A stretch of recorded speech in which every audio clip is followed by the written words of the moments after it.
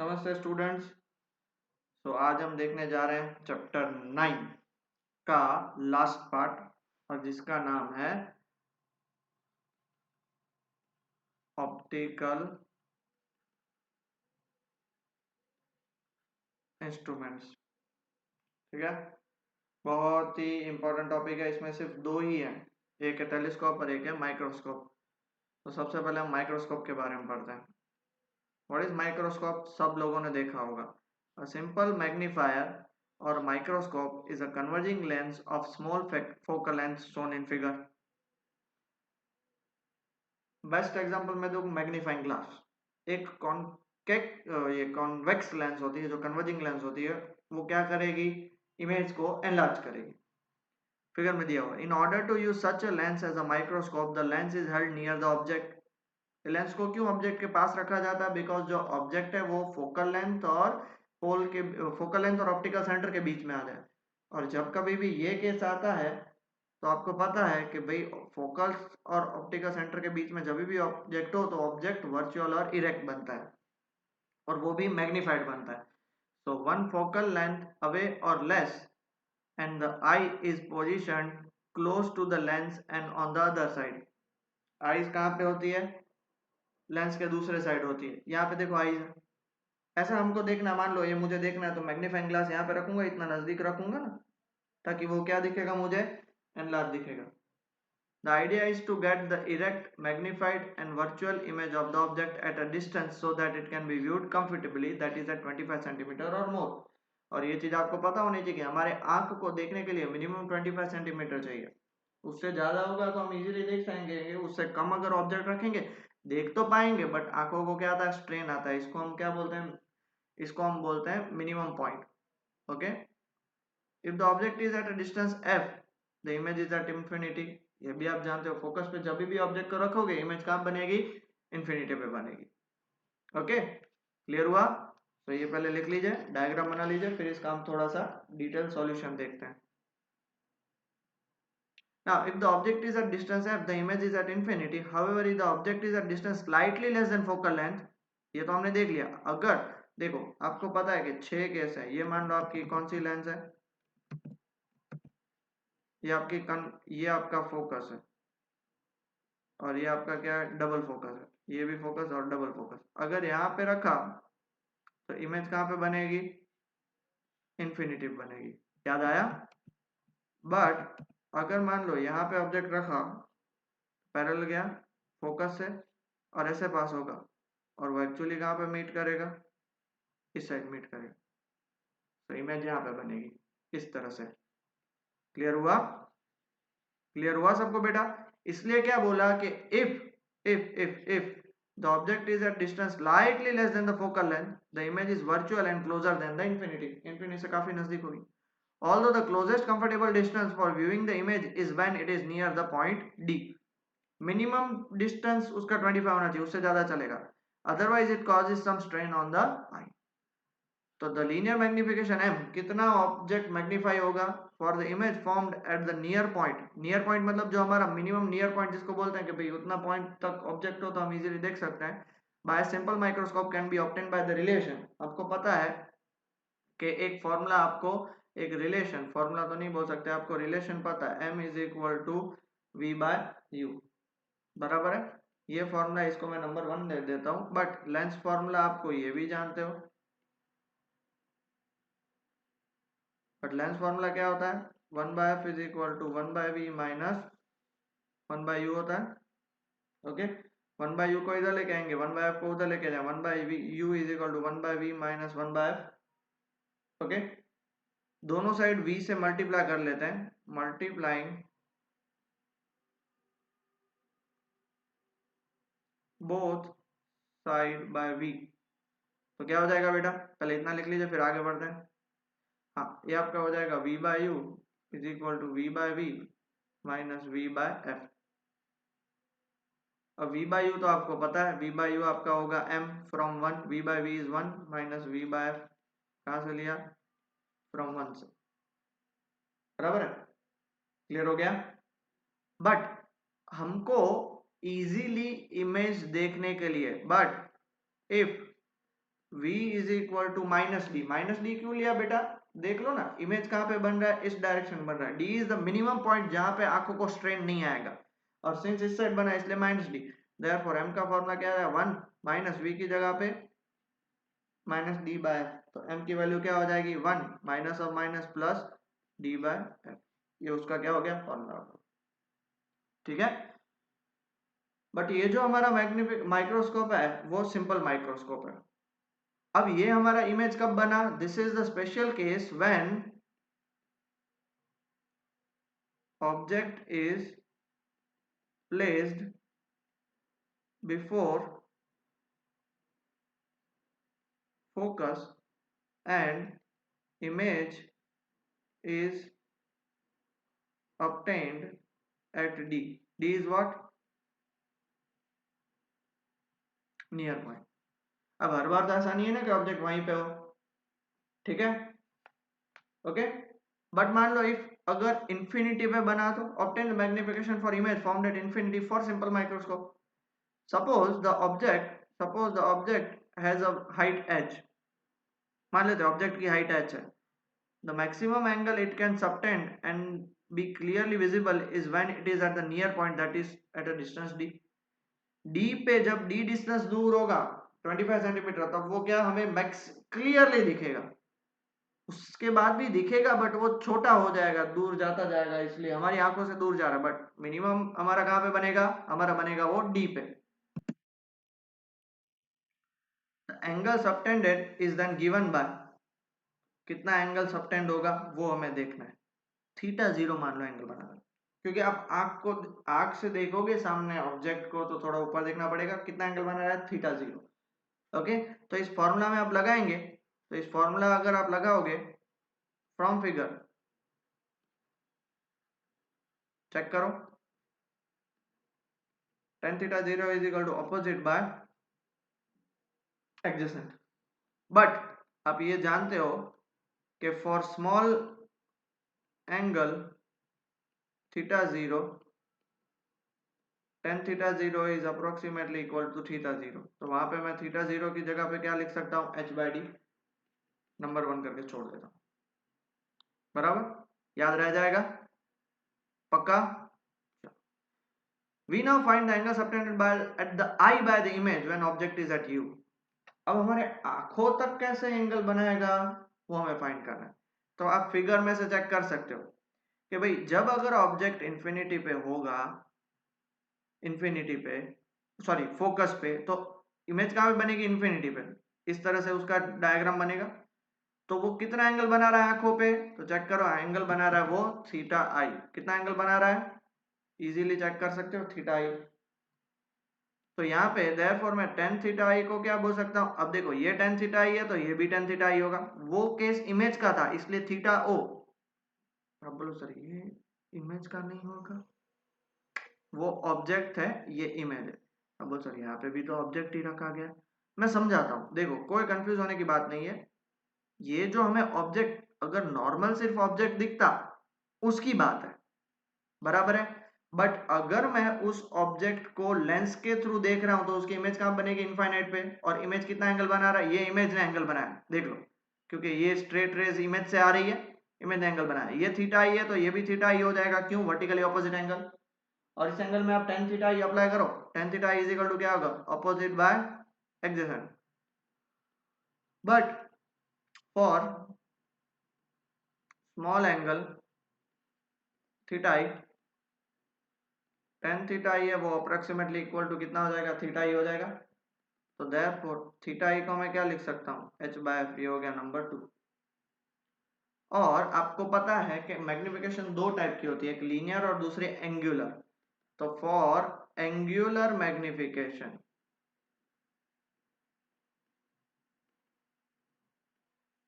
Magnification क्या होता है, H I by H O. तो एंगुलर मैग्निफिकेशन क्या होगा, theta I by theta O. Theta I क्या है, एच बाय, थीटा ओ क्या है, एच बाय डी। तो देयरफॉर आंसर क्या आएगा, डी बाय एफ। अगर आप नॉर्मल केस में देखोगे, ये रहा हमारा, तो 1 प्लस डी बाय एफ था और at infinity D by F आया। Therefore m is equal to d by f आ गया। तो this is one less than the magnification when the image is at the near point. Near point पे जब होता है दैट इज फोकल लेंथ से आगे, तब 1 प्लस डी बाई एफ है, और फोकस पे तो डी बाई एफ है। But the viewing is more comfortable and the difference in magnification is usually small. ज्यादा डिफरेंस नहीं होता है, इसलिए चलता है। A simple microscope has limited maximum magnification that is up to 9 for realistic focal length. Realistic मतलब जो जिस लेंस से हम देख रहे हैं तो ज्यादा से ज्यादा 9 टाइम्स उसको मैग्नीफाई कर सकते हो, बट सिर्फ 9 टाइम मैग्नीफाई करके हमारा काम होगा नहीं। मान लो हमें उससे ज्यादा और मैग्नीफाई करना है तो हम क्या करेंगे, तब उसके लिए एक और लेंगे जिसका नाम है कंपाउंड माइक्रोस्कोप। ये रहा। अब लीनियर मैग्निफिकेशन और सॉरी सिंपल माइक्रोस्कोप में एक ही लेंस होता है, कंपाउंड माइक्रोस्कोप में दो लेंस होते हैं। A simple microscope has a limited magnification less than or equal to 9 for realistic focal length. For much larger magnification, जैसे हम उसको पता है मैग्निफिकेशन कर करके ये अपने माइक्रोस्कोप से आप वो सेल्स देखते हो, बैक्टीरिया देखते हो, तो we use is two lenses, one compounding the effect of the other. Compounding मतलब दो लेंस पता है तो एक का मैग्निफिकेशन हमने लास्ट लेक्चर में देखा था, दो लेंस होता है तो उनका मैग्निफिकेशन m1 इंटू m2 हो जाता है। बस यही है, बस यही है। This is known as compound microscope. Compounding मतलब मल्टीप्लाई कर देगा। Symmetric diagram of compounding microscope is, ये बहुत ही इंपॉर्टेंट डायग्राम है, याद रख लेना। मैं डायग्राम आपको समझाता हूँ। ये होती है ऑब्जेक्टिव लेंस जो ऑब्जेक्ट के पास होती है, ये आपकी आईपीस लेंस जो आईज के पास होती है। होता क्या है कि ऑब्जेक्ट जहां पे रखा है बराबर है, वो उसका डिस्टेंस है u। फोकल लेंथ से मान लेते हैं दूर है वो, फोकल लेंथ उसकी दो होगी, एक इस साइड एक इस साइड। जैसे ही पहली रे पास करी तो पता है वो फोकस से ही पास होने वाली है, और दूसरी रे ऑप्टिकल सेंटर से पास होगी। इमेज बन रहा है यहाँ पे, इमेज बन रहा है यहाँ पे बराबर। अब हम ये जो अपनी इमेज है, इमेज वो आईपीस के लिए, आईपीस को ऐसे एडजस्ट करते हैं, आईपीस आगे पीछे हो सकती है, eyepiece can go to and fro motion.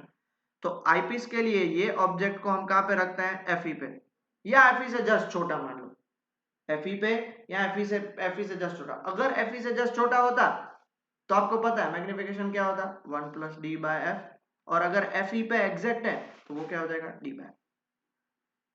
अब बोलो सर क्या बोल रहे हो, कुछ पता तो नहीं चल रहा है। मैं आपको समझाता हूँ, एक सिंपल सी बात समझ लो।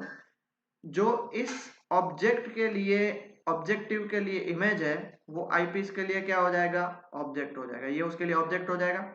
अब ये जो ऑब्जेक्ट है उसके दो पोजीशन हो सकते हैं, यहाँ तो उसको एडजस्ट करके फोकस पे रखो, किसके फोकस पे, आईपीस के। इसलिए आपको पता है माइक्रोस्कोप देखा होगा तो आप उसको आगे पीछे और थोड़ा आप ऐसे कर सकते हो, वो लेंस को आगे पीछे कर सकते हो। तो जब वो फोकस पे आया तो इमेज कहाँ बनेगी, इनफाइनाइट पे, और जस्ट फोकस से अंदर आएगा तो इमेज कहाँ पे बनेगी, वर्चुअल और इरेक्टिव बनेगी। क्लियर हुआ? मतलब ये ऑब्जेक्ट की इमेज, ये इमेज आईपीस के लिए ऑब्जेक्ट हो जाएगी और फाइनल इमेज यहाँ पे बनेगी। देख सकते हो ये डॉटेड लाइन बनाई है, और इमेज हमेशा कहाँ पे बनती है, फॉर आईपीस के लिए वो उसके अंदर है तो डी पे बनेगी, जिससे हम आईज को स्ट्रेन ना है उस हिसाब से देख सकें। क्लियर हुआ? पक्का? तो please make the diagram carefully, बराबर है। और लेंस की साइज भी थोड़ी पतली रखना, बहुत मोटी मत बना देना। ये है कंपाउंड माइक्रोस्कोप। ये तो सबसे एडवांस माइक्रोस्कोप है। इसमें देखो यहाँ पे एडजस्टमेंट होता है, आगे पीछे कर सकते हो। ये एक लेंस यहाँ पे होती है, एक लेंस यहाँ पे होती है। ये आईपीस, ये है ऑब्जेक्टिव। उसको आप ऑब्जेक्ट के पास ये रखा गया, या आई के पास रखा गया आईपीस, यहाँ से एडजस्ट करते हैं। ये सबसे लेटेस्ट है, बराबर। क्लियर हो गया? हाँ, अब देखते हैं। The lens near the object is called objective, forms a real inverted magnified image of the object. देखो ऑब्जेक्टिव एक रियल इन्वर्टेड और मैग्नीफाइड बनाता है। ऑब्जेक्टिव का काम हो गया खत्म। अब कौन आता है, eyepiece. This serves as the object for the second lens. Second lens कौन सी, आईपीस के लिए, which functions essentially like a simple microscope और मैग्नीफायर। और ये किसकी तरह काम करती है, सिंपल माइक्रोस्कोप की तरह। इसका मैग्निफिकेशन होता जाएगा, बराबर है। which produces the final image which enlarged and virtual. The first inverted image is thus near the focal plane of the eyepiece. और जो पहली इमेज बनी थी ऑब्जेक्टिव की, चेक कर लो ये ऑब्जेक्टिव की इमेज, वो आईपीस के फोकल लेंथ के आसपास होती है। So at a distance appropriate for final image formation at infinity or a little closer image formation to the near point. अगर फोकस पे रखा आईपीस के तो इंफिनिटी बनेगी, और फोकस आईपीस से अंदर रखा तो वो near point that is D पे बनेगी। Clearly the final image is inverted with respect to the original object. ये तो आप मान गए कि भाई ओरिजिनल ऑब्जेक्ट ऊपर है तो फाइनल इमेज नीचे है, इसलिए हम उसको देख सकते हैं। आ गया समझ में? पक्का? तो अब उसका मैग्निफिकेशन लेते हैं। पहले इसको आप डिटेल में लिख लीजिए ताकि आपको पता चले ये है कंस्ट्रक्शन। कंस्ट्रक्शन हो गया, अब उसका मैग्निफिकेशन देखते हैं। अब देखो सबसे पहले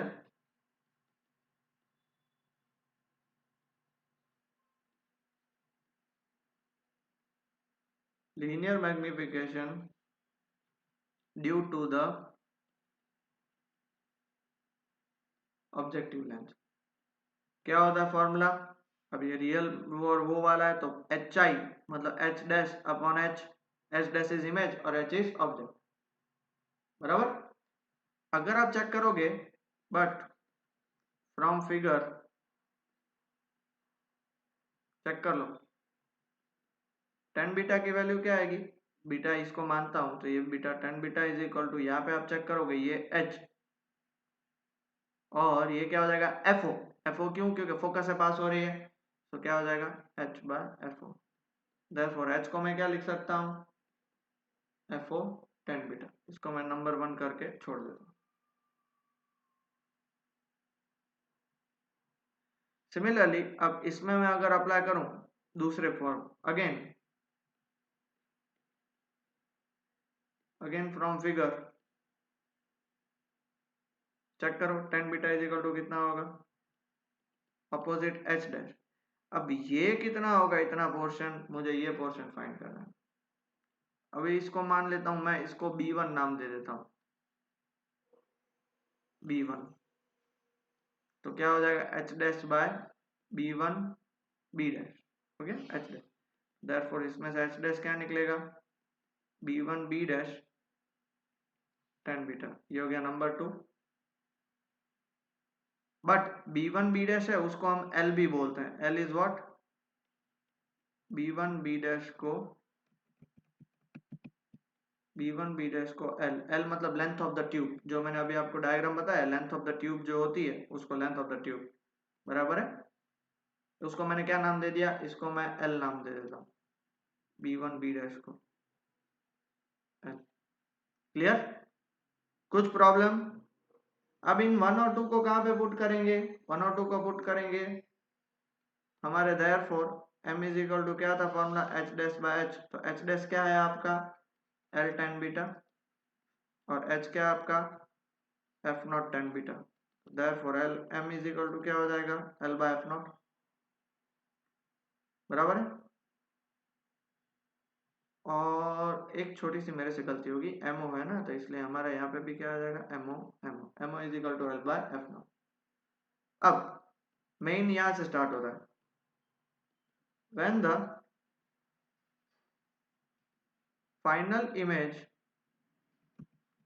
is formed at near point, at near point। तो चेक करो बेटा, अभी मैंने आपको डायग्राम के थ्रू बताया कि भाई अब जो ये इमेज है due to objective, it appears as object for eyepiece. तो फॉर आईपीस ये केस किसके लिए? For eyepiece. तो वहां पे तो आपको m का फॉर्मूला पता है, M E is equal to 1 plus D by F E. ये किसके लिए? जब नियर पॉइंट पे बनी तो।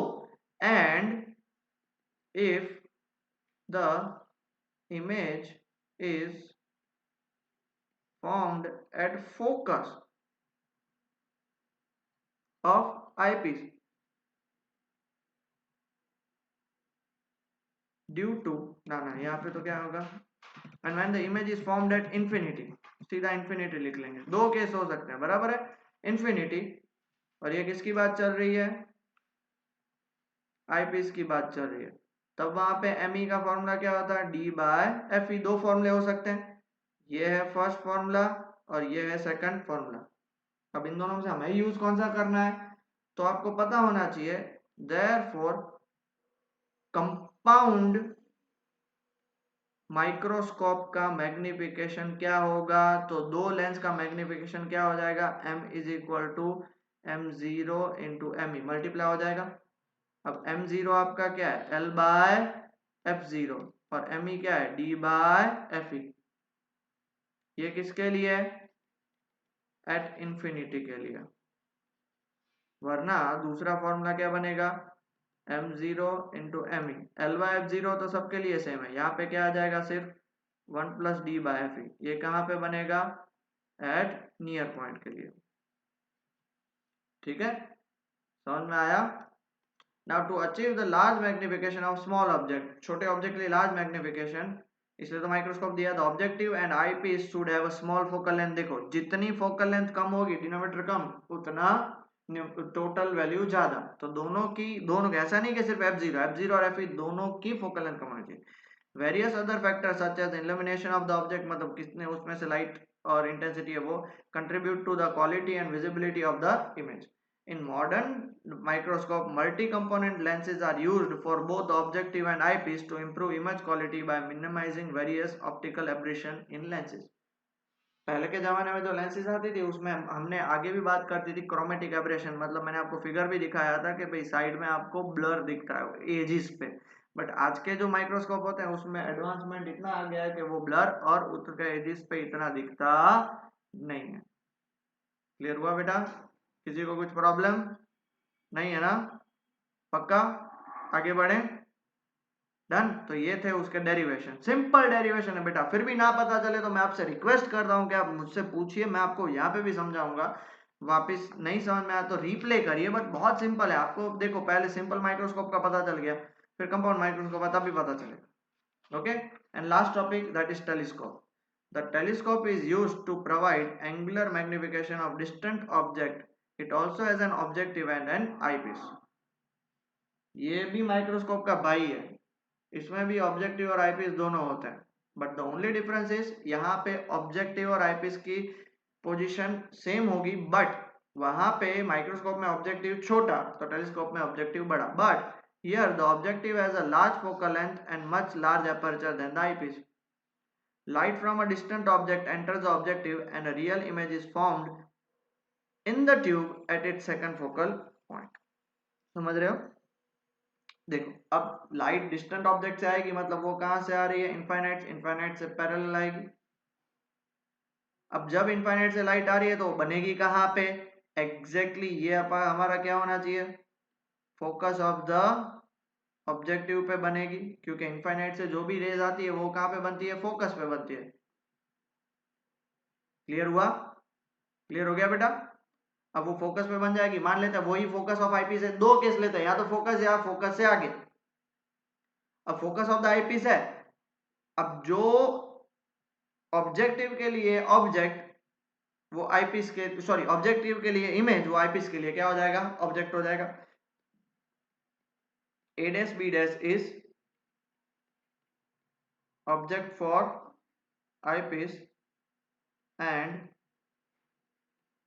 image for objective, ये अंडरस्टैंडिंग कर रहे हैं। फिर अगर यहां से आप उसको एक्सटेंड करोगे तो फाइनल इमेज यहाँ पे कुछ बनेगा। अब इसके दो पोजीशन हो सकते हैं, either A dash B dash is at FE और बिफोर FE। ये याद रख लें, एग्जाम में लिखना नहीं है, सिर्फ आपको समझाने के लिए। अगर FE पे बना तो इसका इमेज वापस इन्फिनिटी पे, और FE से जस्ट अंदर बना तो क्या बनेगा, इन्फिनिटी से जस्ट आगे, दैट इज नियर पॉइंट पे। The eyepiece magnifies this image producing a final inverted image. Eyepiece उसको और मैग्नीफाई करके फाइनल इमेज बनाएगा। The magnifying power m is the ratio of angle beta subtended at the eye by the final image to the angle alpha of the object. Object कितना बना रहा है, angle alpha, और image कितना बना रहा है, एंगल बीटा। तो रेशियो क्या होता है, इमेज अपॉन ऑब्जेक्ट, तो इमेज है बीटा अपॉन ऑब्जेक्ट है अल्फा, तो m is equal to beta by alpha. उसी का हम डेरिवेशन देख रहे हैं। ठीक है, पहले इतना लिख लीजिए फिर आगे बढ़ते हैं।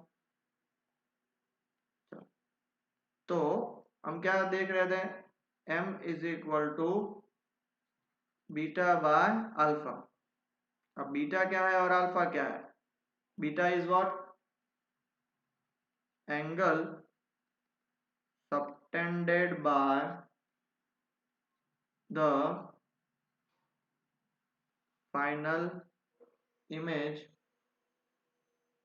with I upon angle subtended by the object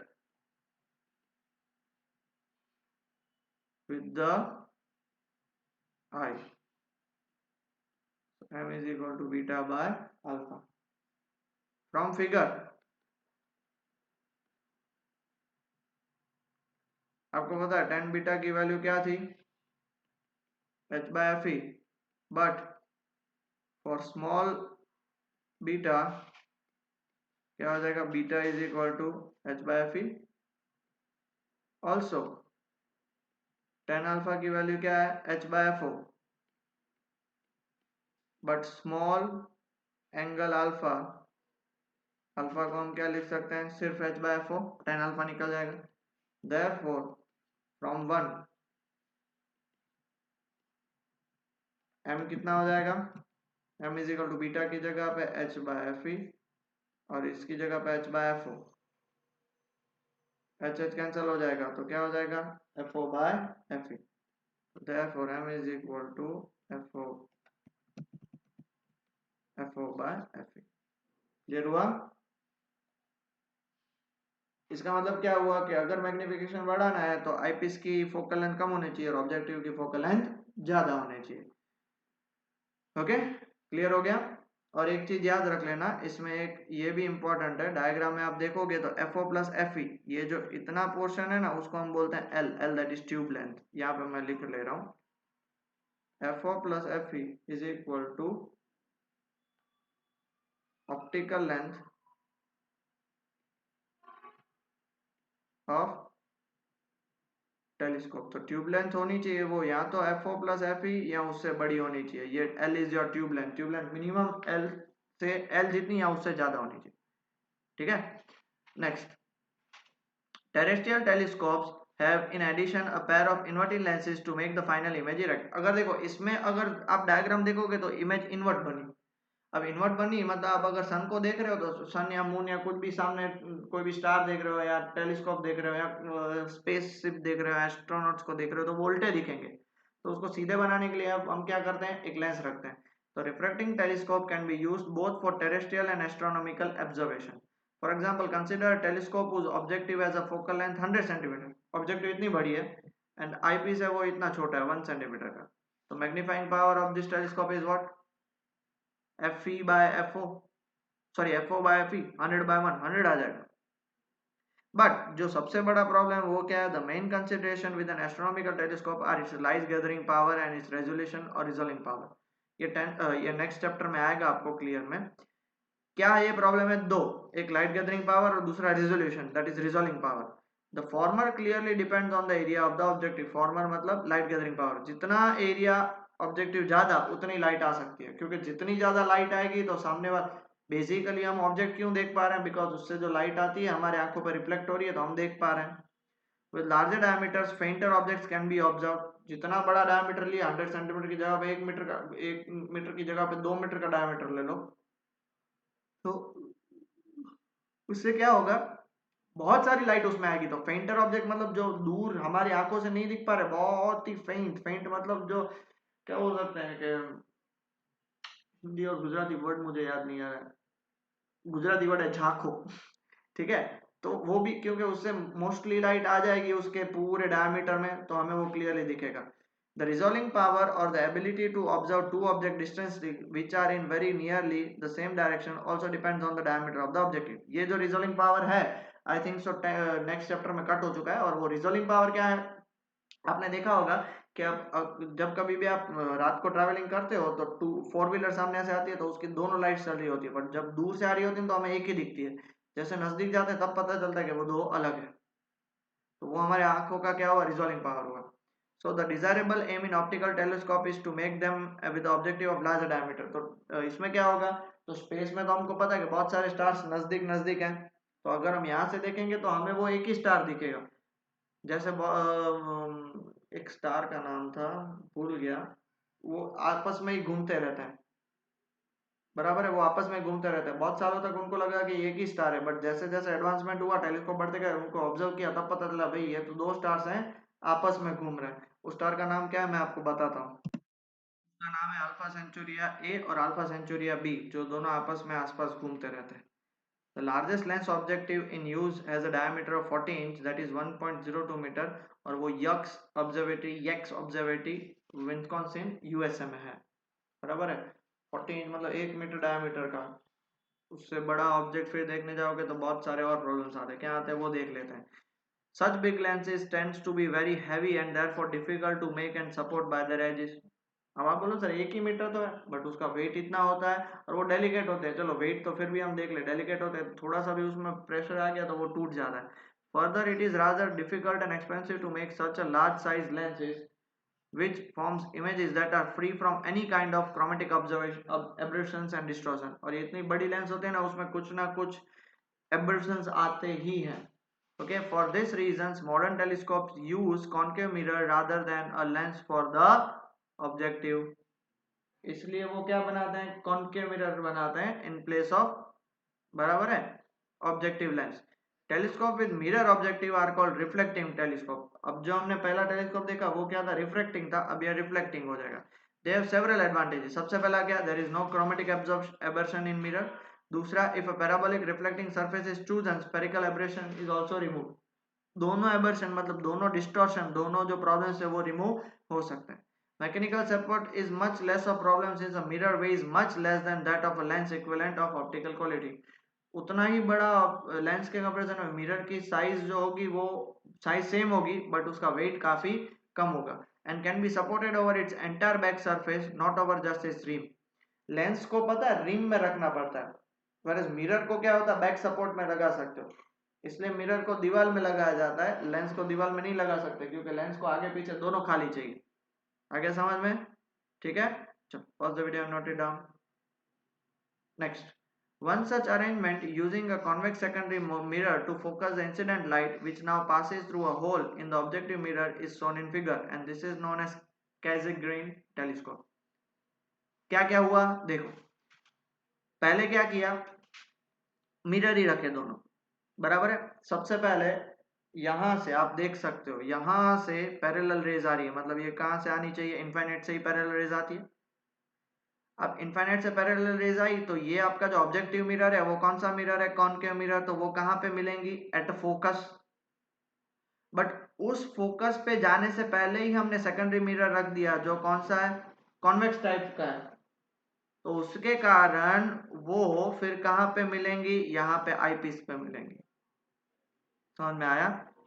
पहले तो इनफाइनाइट से आई तो पैरेलल है, आफ्टर रिफ्लेक्शन वो कहां पे मिलनी चाहिए, फोकस पे, बट फोकस से पहले ही हमने एक सेकेंडरी मिरर रख दिया जो उसको कहां पे रख लेके जाएगा, आईपीस तक। ओके, और ये काजेग्रेन टेलीस्कोप उसके इन्वेंटर के नाम के पीछे रखा गया। It has the advantage of a large focal length in short telescope. छोटे से टेलीस्कोप में उसकी फोकल लेंथ बड़ी हो सकती है। The largest telescope in India is in Kavalur, Tamil Nadu, 2.34 diameter है, और उसका रिफ्लेक्टिंग टेलीस्कोप है, बराबर है। It was ground polished setup and is being used by the Indian Institute of Astrophysics, Bangalore में। And the largest reflecting telescope in the world are the pair of Keck telescope, Hawaii, USA, with a reflector of 10 meters in diameter। सबसे बड़े USA में, India में 2.34 metre का है और USA में 10 metre. अब समझ तो गए ना अभी, केमिकल और स्पेरिकल एबर्शंस निकालने के लिए हम यहाँ पे मिरर्स यूज करते हैं, पैरेलल लाओ, रिफ्लेक्ट करो और आईपीस पे, तो हमें वो इतना बड़ा ही दिखेगा। आया समझ में।